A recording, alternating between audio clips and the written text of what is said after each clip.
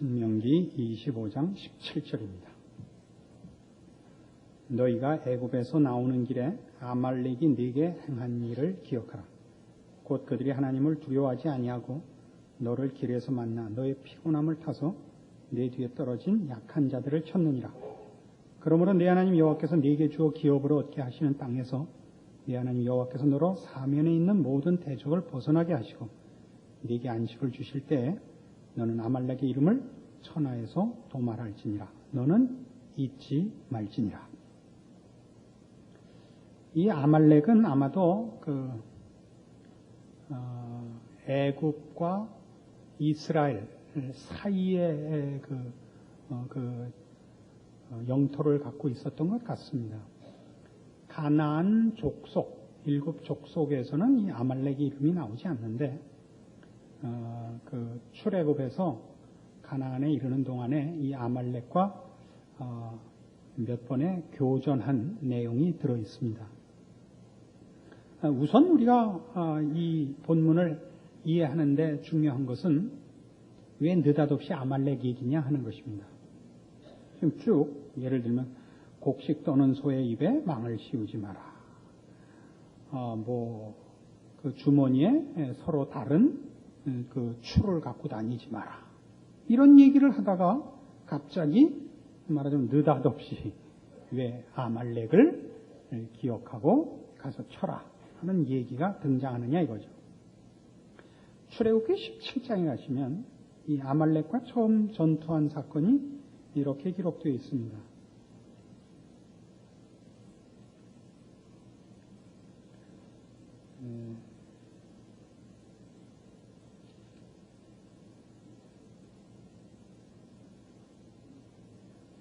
출애굽기 17장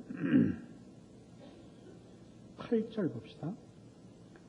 때에 아말렉이 이르러 이스라엘과 르비딤에서 싸우니라.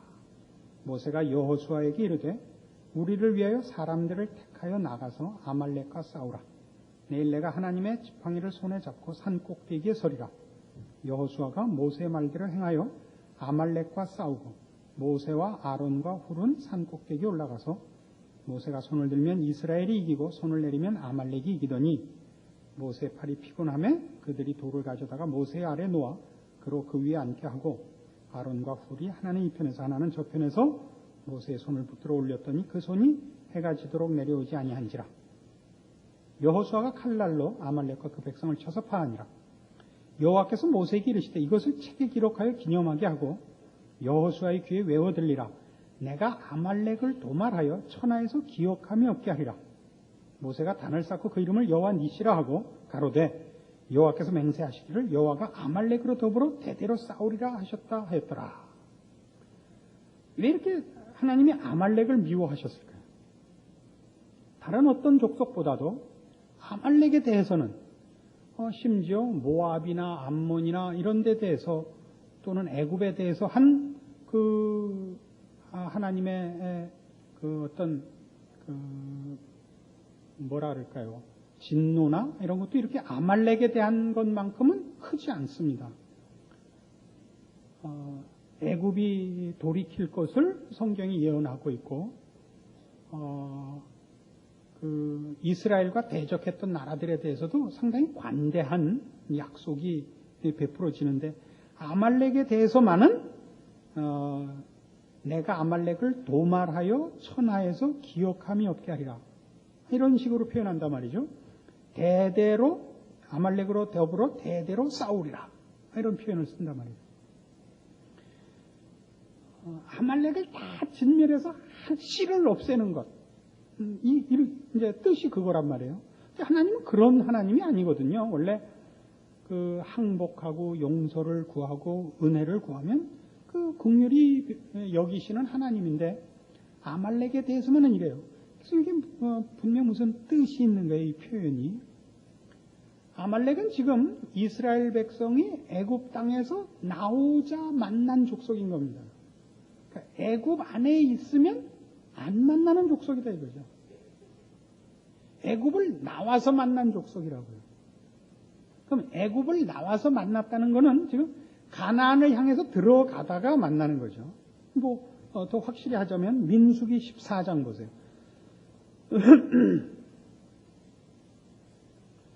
그 민수기 이제 13장은 그 가데스 바네아에서 정탐꾼을 보내가지고 가나안 정탐을 마치고 돌아온 정탐꾼들이 그 땅을 악평하고 불신앙을 가지고 하나님의 명령을 거절해서 이제 14장에 이르러 하나님의 진노함을 사고 이제 40년 광야 생활에 그 벌을 받는 장면입니다. 이렇게 나와요.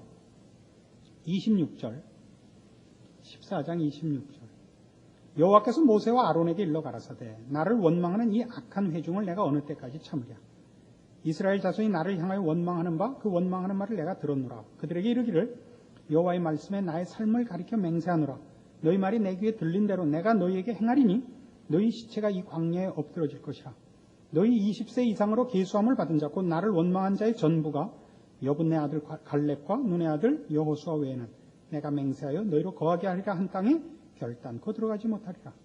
너희가 사로잡히겠다고 말하던 너희의 유아들은 내가 인도하여 드리리니 그들은 너희가 싫어하던 땅을 보려니와 너희 시체는 이 광야에 엎드러질 것이요 너희 자녀들은 너희의 패역한 죄를 지고 너희의 시체가 광야에서 소멸되기까지 40년을 광야에서 유리하는 자가 되리라. 너희가 그 땅을 탐지한 날수 40일의 하루를 1년으로 환산하여 그 40년간 너희가 너희의 죄악을 질지니 너희가 나의 싫어버림을 알리라 하셨다 하라. 나 여호와가 말하였거니와 모여 나를 거역하는 이 악한 온 회중에게 내가 단정코 이같이 행하리니 그들이 이 광야에서 소멸되어 거기서 죽으리라.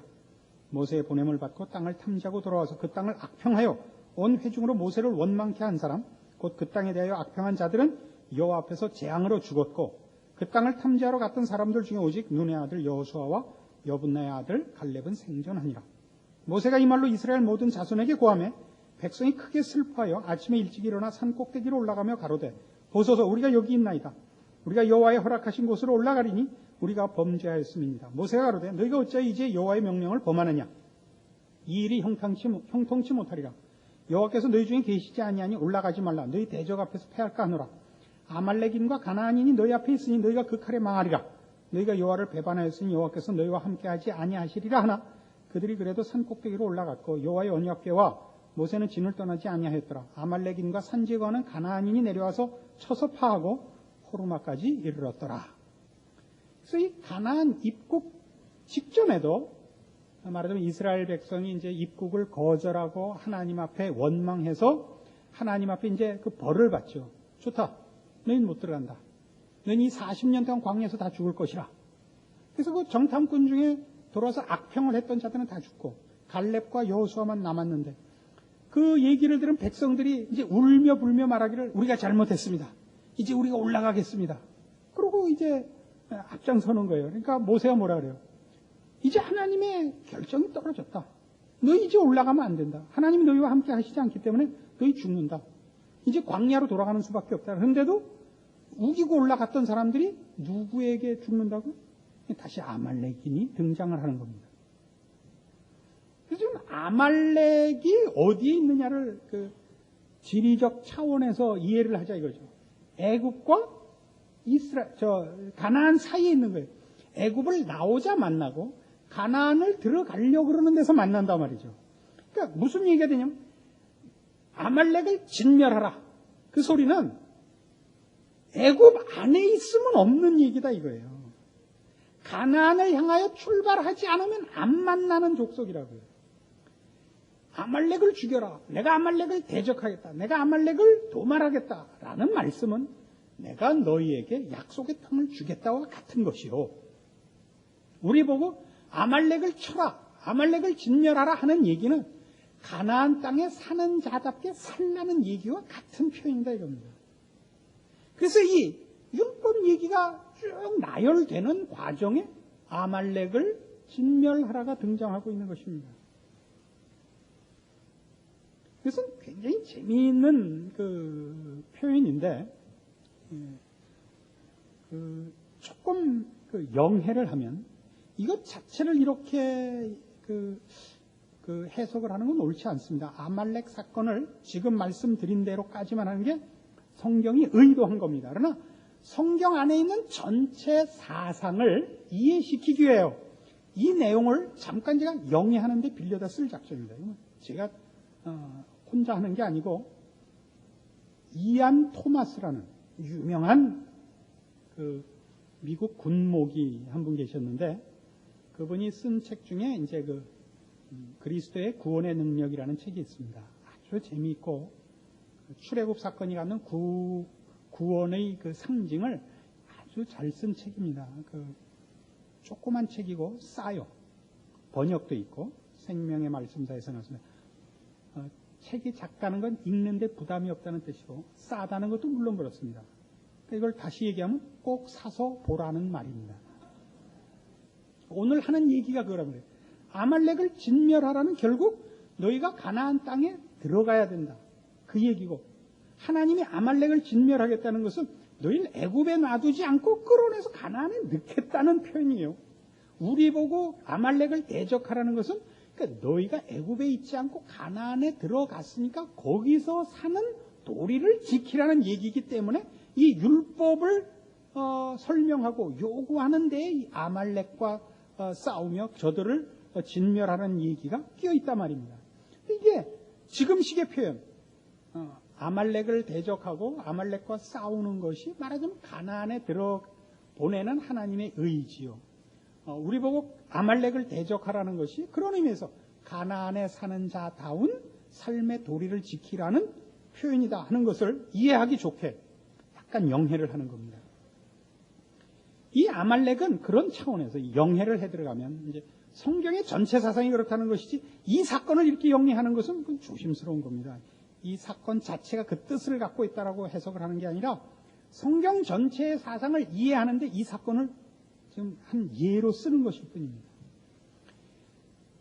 애굽은 그건 이제 뜻 자체가 그래요. 이거 출애굽은 우리가 죄와 사망의 종되었던 자리에서 구원함을 받는 것이에요. 출애굽 사건 자체는 그 뜻이 있어요. 역사적 사건이지만 내용은 그래요. 그래서 하나님의 자녀가 된 약속의 땅으로 들어가는 거예요. 그렇죠? 근데 아말렉은 어디서 만나느냐?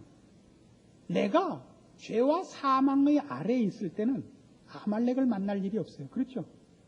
애굽 안에 있으면 아말렉을 만날 일이 없죠. 아말렉은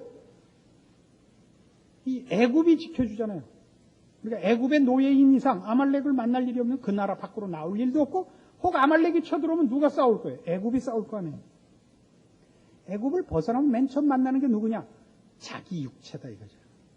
여기서 말하는 육체는 죄의 본성을 상징하는 뜻에서 하는 것이지 물리적이고 이 현상적인 우리 몸을 말하는 것이 아닙니다. 그러니까 맨 처음 만나는 적이 누구냐? 우리 육체다 이거예요. 이제 아말렉이다 이거죠. 이런 식의 해석, 영해가 그 재미있는 구석이 있어요. 사무엘상 15장 가시면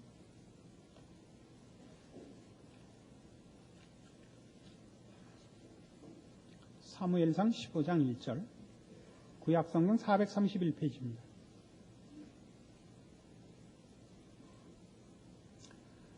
15장 1절 사무엘이 사울에게 이르되 여호와께서 나를 보내어 왕에게 기름을 부어 그 백성 이스라엘 위에 왕을 삼으셨은즉 이제 왕은 여호와의 말씀을 들으소서. 만군의 여호와께서 이같이 말씀하시기를 아말렉이 이스라엘에게 행한 일 곧 애굽에서 나올 때 길에서 대적한 일을 내가 추억하노니 지금 가서 아말렉을 쳐서 그들의 모든 소유를 남기지 말고 진멸하되 남녀와 소아와 젖 먹는 아이와 우양과 약대와 나귀를 죽이라 하셨나이다. 사울이 왕이 되자 맨 처음 떨어지는 명령이 이거예요. 아말렉을 진멸하십시오. 여호와의 명령입니다. 근데 어떻게 하라고요? 그 남녀노소를 다 가축까지 다 진멸하랍니다. 이걸 말하자면 그 영해를 해서 그 이안 토마스라는 분이 한 식으로 하죠. 육체로 본다 그랬죠, 제가. 육체라는 건 지금 죄악의 원리를 상징하는 것으로 보는 겁니다. 거기서는 아무것도 남겨두지 말라 이겁니다. 육체는 다 진멸해야 된다. 죄의 본성들, 죄를 따르던 옛 습관, 이런 것은 다 없애야 되는 것입니다. 근데 사울이 이 명령을 어깁니다. 아말렉을 쳤는데 그 왕을 죽이지 않고 왕을 사로잡아 오고 또 그래서 가축을 좋은 것들을 끌고 옵니다. 뒤에 넘어가시면 17절.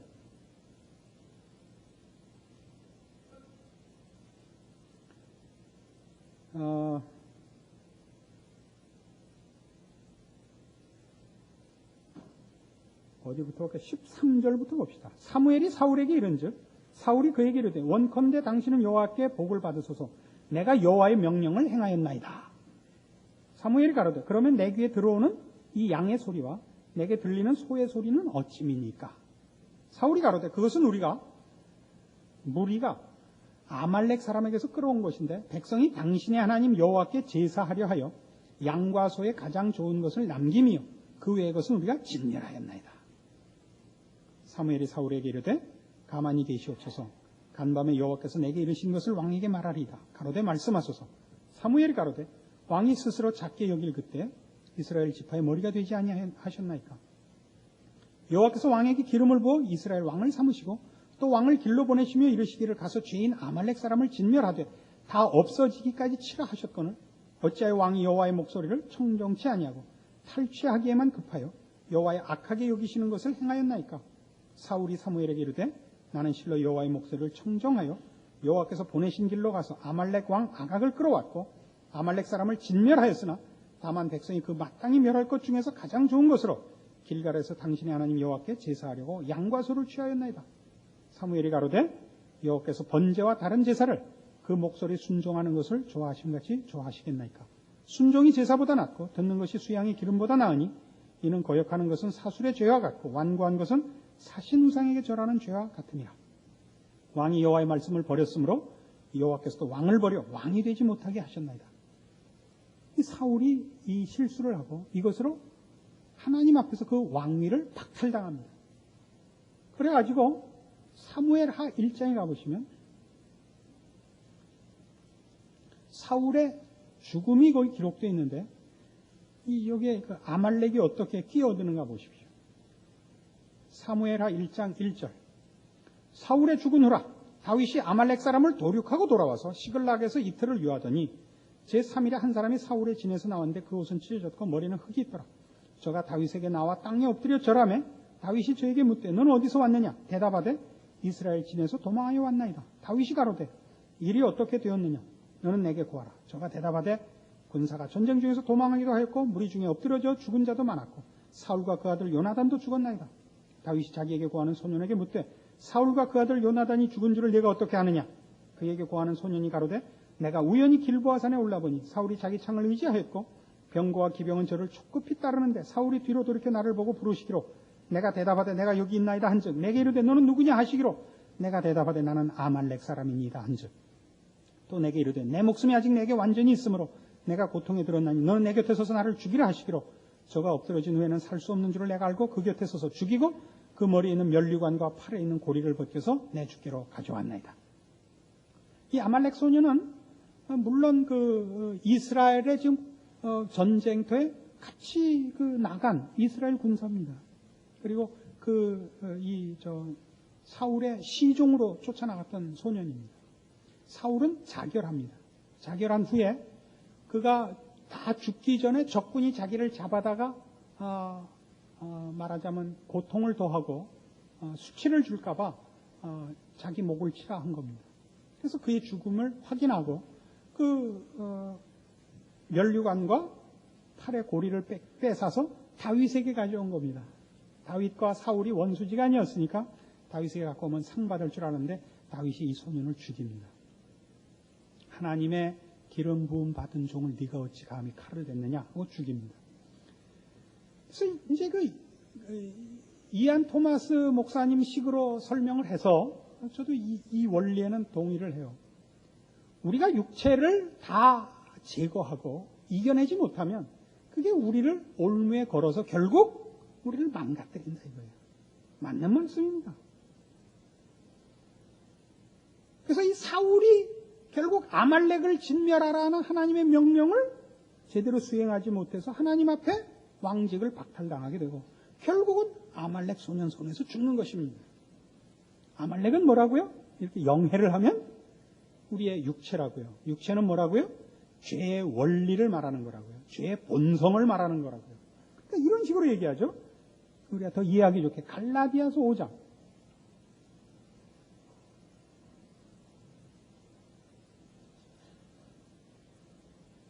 갈라디아서 5장 16절 신약에 오면 표현이 이렇게 나오는 겁니다. 갈라디아서 5장 16절. 내가 이르노니 너희는 성령을 쫓아 행하라. 그리하면 육체의 욕심을 이루지 아니하리라. 육체의 소욕은 성령을 거스리고 성령의 소욕은 육체를 거스리나니 이 둘이 서로 대적함으로 너희의 원하는 것을 하지 못하게 하려 함이니라. 그러니까 성령을 쫓는 방법은 소극적이고 부정적으로 얘기하면 뭐예요? 육체를 쫓지 않는 겁니다. 육체를 거스리면 되는 겁니다. 육체를 쫓는 방법을 부정적으로 표현하면 성령을 따르는 것을 거절하면 되는 겁니다. 그렇죠? 동으로 가지 않는 방법은 뭐죠? 서로 가면 되는 거죠. 서로 가지 않는 방법은 동으로 안 가면 되죠. 동으로 가면 되죠. 이게 헷갈리네. 그러니까 육체를 쫓지 않는 방법이 뭐냐? 여러분, 성령을 쫓는 겁니다. 성령을 쫓으면 육체를 쫓을 수가 없습니다. 둘은 반대길이기 때문에. 그러니까 그걸 뒤집으면 어때요? 성령을 쫓는 방법, 육체를 거부하는 겁니다. 육체의 길을, 죄의 원리와 죄의 본성을 거부하는 겁니다. 부정적이고 소극적으로 표현해서.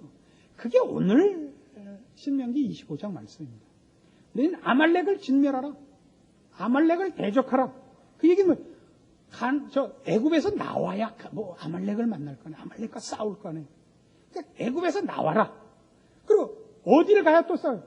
가나안을 들어가야 싸울 거네. 안 들어가면 안 만나잖아요. 들어가는 입구에 있었죠. 아까 민수기 14장에서 본 바와 같이. 그러니까 아말렉을 치라는 거. 너희 애굽에서 나와서 가나안에 들어가라요. 그렇죠? 다시 말하면 죄 아래 있던 삶의 원리로부터 나와서 하나님의 백성으로 부름받은 신분과 지위에 맞는 삶을 살아라란 말이에요. 그래서 이게 율법을 명하는 자리에 같이 껴있는 거란 말이에요. 아말렉을 도말하라. 그리고 우리가 지금 신약까지 동원해서 본 바대로 하나님의 사람으로 살기 위해서 해야 되는 일이 뭐냐? 그러면 성령을 쫓는 삶이거든요. 그러려면 무슨 싸움부터 해야 된다고요? 육체를 쫓지 않아야 된다고요. 이 둘을 동시에 할 수는 없어요. 근데 그걸 누가 실수를 한다고요? 성경 전체의 원리대로 얘기를 하죠. 그걸 바로 사울이 실수하는 거죠. 뭐라고 실수를 하죠? 다시 한번 가보세요. 굉장히 재밌어요. 이제 다시 보면 사무엘상 15장 다시 가봅시다. 아까는 정신없이 봤으니까 정신 차리고 한번 더 보세요. 얼마나 재미있다. 15장 10절.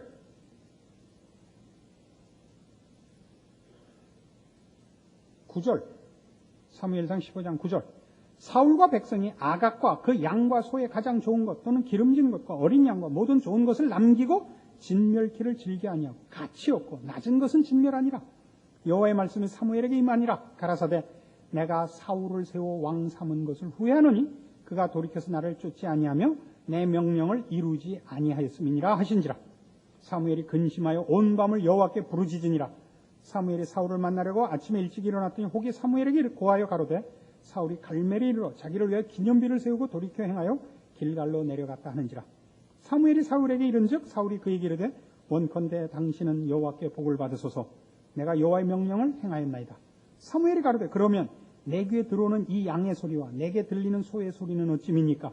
사울이 가로되 그것은 무리가 아말렉 사람에게서 끌어온 것인데 백성이 당신의 하나님 여호와께 제사하려 하여 양과 소의 가장 좋은 것을 남기며 그 외의 것은 우리가 진멸하였나이다.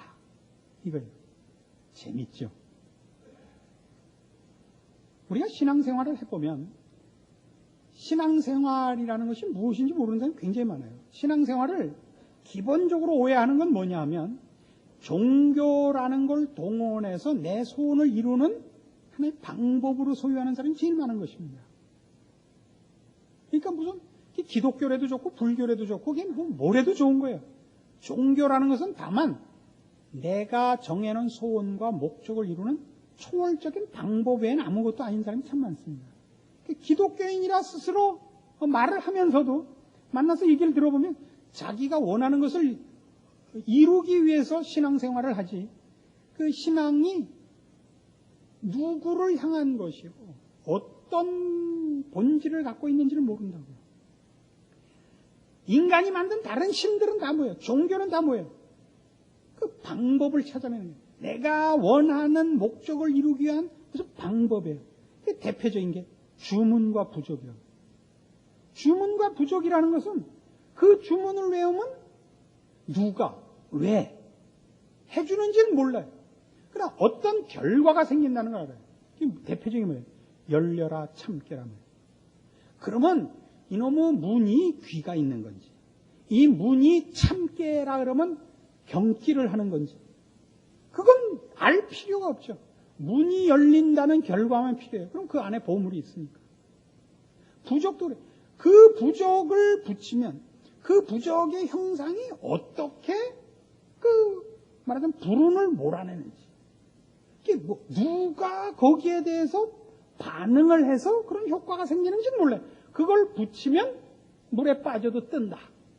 이것만 알고 있다고. 기독교는 안 그래요. 기독교 신앙이란 뭐예요?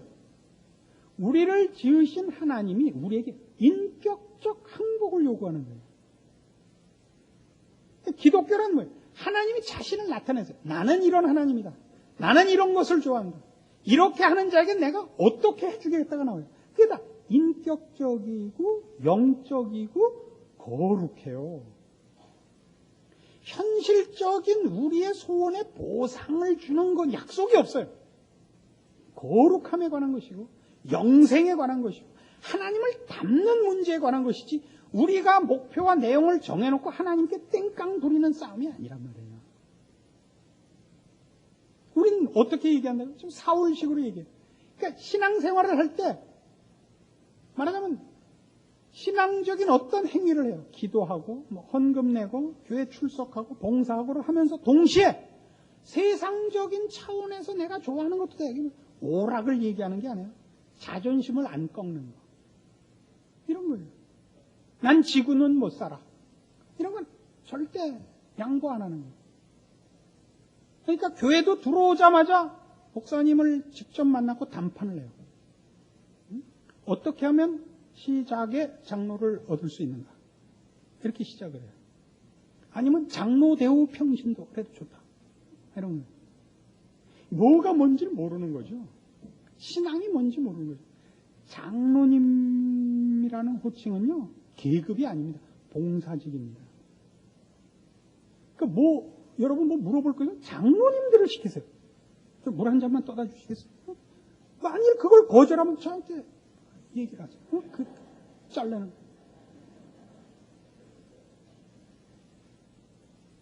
그 봉사직이. 그러니까 그걸 계급으로 알고 있기 때문에 아주 혼동이 일어나요. 교회 안에서. 장로님들이 그걸 혼동하는 경우는 드물어요. 그만큼 되면 신앙 실력이 있다.